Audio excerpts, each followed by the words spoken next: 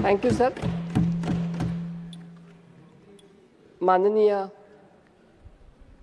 उपसभापति महोदय, इस गरिमामय सदन और आदरणीय सभासद, आज जब इस सदन से अपना कार्यकाल का अंतिम अवसर पर बोलने की मुझे उपलब्धता मिली है, मैं खड़ी हूँ, तो मेरे मन में अनेक भाव एक साथ उभरे हैं।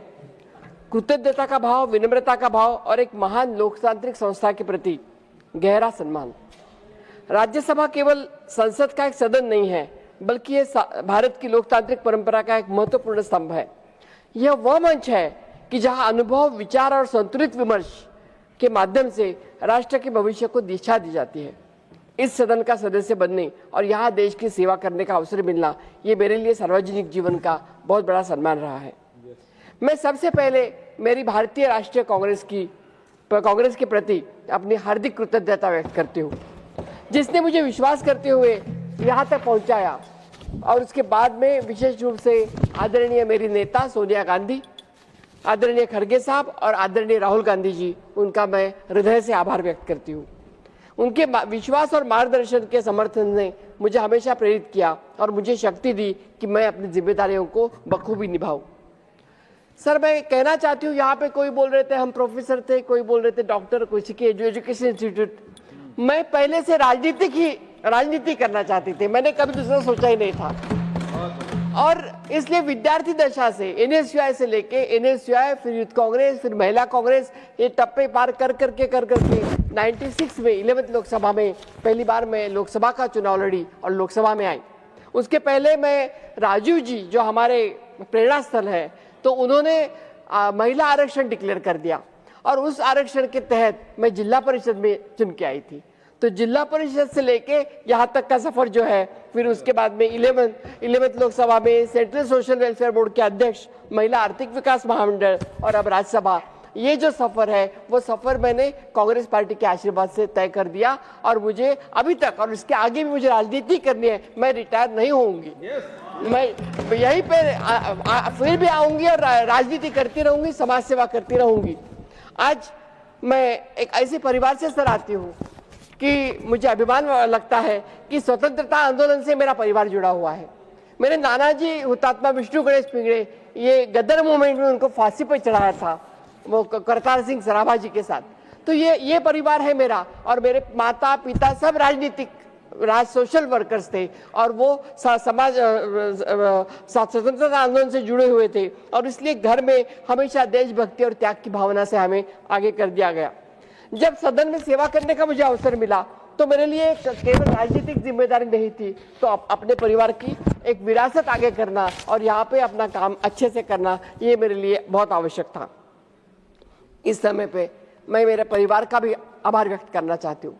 सर, आपको मालूम होगा, किसी भी महिला के लिए राजनीति करना इतना आसान नहीं होता। और हम 30-40 साल से राजनीति में हैं। अगर मेरा परिवार मेरा साथ नहीं देता तो मैं यहाँ तक आना मेरा मुश्किल था। इसलिए मैं सभी मेरे बच्चों का, मेरे हस्बैंड पति का और मेरे पूरे परिवार का इस टाइम पे उनके आशीर्वाद भी लेना चाहती हूँ और उनका समर्थन भी करना चाहती हूँ। आदरणीय सोनिया जी के लिए मैं क्या ही कहूँ, क्योंकि सोनिया जी नहीं रहती तो शायद मैं यहाँ आती ही नहीं थी। आपको मालूम है कि ये कैसी दुनिया है, राजनीति की दुनिया है, तो यहाँ तक आने भी नहीं देते। बहुत सारे लोग यहाँ पे भी सामने बैठे हुए हैं जिन्होंने हमें हमेशा कुचलने का काम किया था।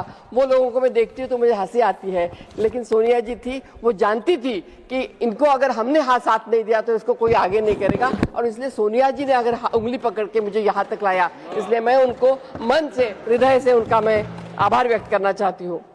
अपने कार्यकाल के दौरान मैंने सतत किसान, महिलाएं, युवाओं, मजदूरों और बाकी के समाज के वंचित वर्गों की आवाज इस सदन तक पहुंचने की कोशिश की।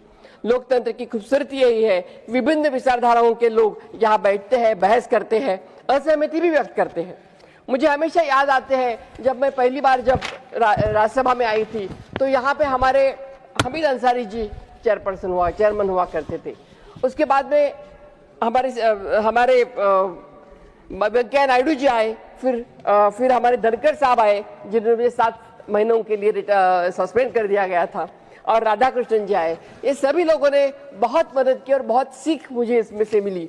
मुझे एक हमेशा मानना है कि इन लोगों से बहुत कुछ सीखा मैंने। हमेशा माना है कि संसद एक लोकतंत्र का मंदिर है। यहाँ पे विचारों की मतभिन्नता हो सकती है, मन भिन्नता नहीं। मैं यहाँ पे जो बैठे हैं बीच में, जो हमेशा हमारा लिखते रहते हैं, हमेशा कंट्रोल करते रहते हैं, हमारे सेक्रेटरी जनरल से लेके सभी हमारे जो अधिकारी लोग हैं, उनका तहे दिल से मैं शुक्रिया अदा करना चाहती हूँ, क्योंकि यहाँ के हर व्यक्ति ने हमें साथ दिया है, हमें मदद की है। तो इसलिए मुझे लगता है कि इनके समर्पण, उनका परिश्रम, इससे ही ये राज्यसभा चलती है, सिर्फ हमारे भाषण से नहीं चलती, ये मुझे मालूम है। सार्वजनिक जीवन मेरे लिए कभी भी प्रतिष्ठा का विषय नहीं था सर, बल्कि सेवा का एक माध्यम रहा। इसलिए भले ही आज कार्यकाल मेरा यहाँ समाप्त हो रहा है, लेकिन लोकतंत्र, संविधान और सामाजिक न्याय के मूल्यों के प्रति मेरी प्रतिबद्धता हमेशा बनी रहेगी और समाज सेवा की ये यात्रा आगे भी चलती रहेगी।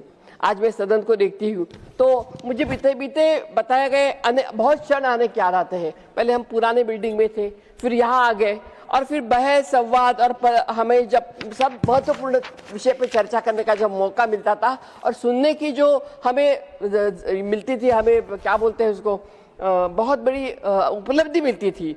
तो एक समय था जहाँ सीताराम येचुरी जी बहुत बड़ी भाषा में, अच्छे ओजस्वी भाषा में बोलते थे, अरुण जेटली जी बोलते थे, कपिल सिब्बल जी बोलते थे, राम जेठमलानी, सुषमा स्वराज जी, कितने नाम ले लूं, इतने लोग, अलग अलग लोग यहाँ पे बोलते थे। और वो एक सुनना हमारे लिए बहुत भाग्य का क्षण था, क्योंकि हम इस तरह से कोई सुनने की इतना ये नहीं रखते थे। चर्चा की ये स्मृति हमेशा हमारे साथ में रहेगी। मेरे पीछे हमारे छोटे भाई इमरान भाई आ गए, तो मुझे भी थोड़ा सा छोटा सा शेर कहने का एक मिनट में सिर्फ। रुखसत की घड़ी आई तो इतना ही कहा हमने, रुखसत की घड़ी आई तो इतना ही कहा हमने, महफिल को सलाम और दोस्तों को खुदा हाफिज। इन्हीं भावनाओं के साथ मैं इस गरिमामय सदन को नमस्ते करती हूँ, धन्यवाद देती हूँ, और आप सभी का प्रेम हमेशा कायम रहे, यही बोल के मैं मेरा भाषण को विराम करती हूँ।